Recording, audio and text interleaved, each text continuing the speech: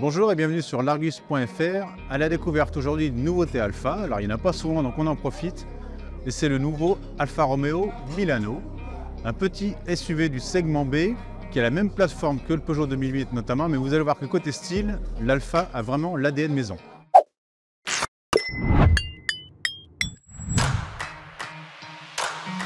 À l'avant, on découvre une nouvelle signature lumineuse chez Alfa Romeo.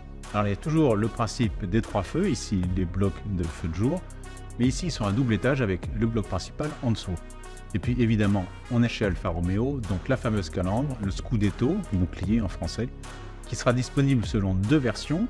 Ici c'est la version la plus sportive, il y en a une autre plus rétro, que je trouve personnellement plus sympa. De profil, le Milano qui mesure 4,17 m de long. On voit bien la parenté avec le Peugeot 2008 sur la cellule centrale, mais il faut reconnaître aux designers d'Alfa Romeo, ils ont su vraiment distinguer leur modèle avec l'ADN maison. À l'avant, on l'a vu. Ici, donc sur le côté, les passages de roue bien marqués, le profil assez lisse et la ceinture de vitre qui remonte vers l'arrière avec la poignée dissimulée dans le montant de la porte.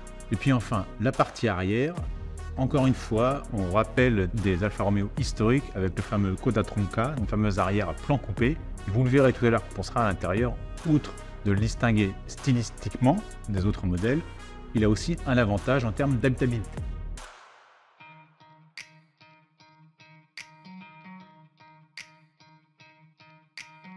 Comme à l'extérieur, à l'intérieur, le Milano affiche clairement son identité Alfa Romeo. Alors on retrouve, c'est vrai, des pièces communes au groupe Stellantis, comme ici les Corono qui viennent de chez DS Automobile. Mais en revanche, le petit volant en 3 branches, la fameuse double tuyère casquette de compteur qui est un grand classique chez Alfa Romeo, sauf qu'ici c'est un compteur numérique. Un écran tactile de 10,25 pouces qui est le même que dans le Jeep Avenger, sauf qu'ici il est davantage orienté vers le conducteur. Il y a une multitude de petits détails très sympas et notamment les aérateurs, les bus de climatisation qui sont ici en forme de trèfle à 4 feuilles, le fameux Quadrifoglio cher à Alfa Romeo encore une fois. Ici on est dans une version plutôt sportive, siège baquet signé Sabelt, petit volant cuir, des éléments en Alcantara. La finition est plutôt correcte, très franchement, on a vu bien pire chez Alfa Romeo dans les années passées, donc on note le progrès. Je rappelle qu'Alfa Romeo fait partie du pôle premium du groupe Stellantis, donc ils se mettent enfin à la hauteur. Présentation sympa, sobre, mais plutôt élégante et raffinée. Et puis évidemment que des boîtes auto dans le Milano, mais contrairement à l'Avenger qui a des boutons ici assez peu pratiques pour gérer la transmission, ici c'est une petite tirette qui honnêtement en termes d'ergonomie se révèle plus simple à l'usage que les boutons de l'Avenger. On le sait, les modèles Stellantis qui utilisent la plateforme CMP ne sont pas des exemples en termes d'habitabilité. Ça se vérifie encore une fois sur le Milano, long de 4,17 m, c'est entre l'Avenger 4,09 m et le 2008 4,30 m. Vous voyez, la place n'est pas idéale et pourtant les baquets sont creusés pour que je puisse placer mes genoux. Les assises de la banquette sont assez courtes également, donc ça, sur les longs trajets, ça peut être fatigant.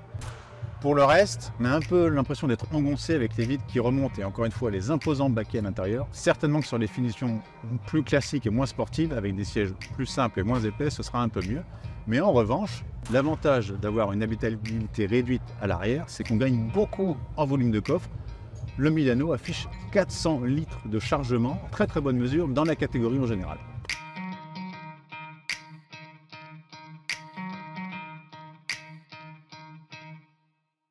Le Milano signe aussi une autre nouveauté chez Alfa Romeo, c'est l'arrivée du 100% électrique. C'est en effet le premier modèle Alfa Romeo qui dispose d'une motorisation à batterie. On trouvera en traction toujours pour les deux modèles alimentés par la même batterie de 50 kWh, 51 kWh de capacité utile, un bloc de 156 chevaux et un deuxième de 240 chevaux. C'est une grosse puissance et il y en a très peu chez Stellantis qui vont bénéficier de ce moteur. Il y aura l'Abarth 600 et la future YHF, que des italiennes.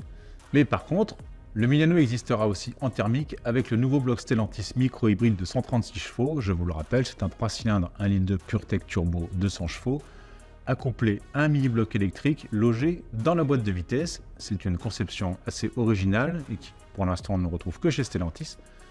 Et ce modèle sera disponible en traction et, autre exclusivité Alfa Romeo, en transmission intégrale, le fameux Q4, cher à la marque milanaise. Le carnet de commande ouvrira le 25 avril, d'abord pour une version de lancement baptisée Speciale.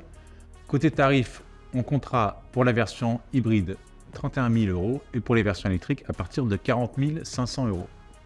Les autres versions, les autres finitions arriveront plus tard. Le haut de gamme sera alors marqué par une édition Veloce aux accents sportifs. C'est le modèle rouge que nous avions avec nous aujourd'hui. Il y aura aussi d'autres versions, plus élégantes et raffinées et peut-être moins sportives, sauf sur la conduite, car Alfa Romeo oblige, les ingénieurs nous ont promis qu'on retrouvera vraiment le comportement et l'ADN maison, et ça, nous le vérifierons au mois de juin lors des premiers essais. Donc restez branchés sur l'Argus.fr et sur tous nos réseaux sociaux.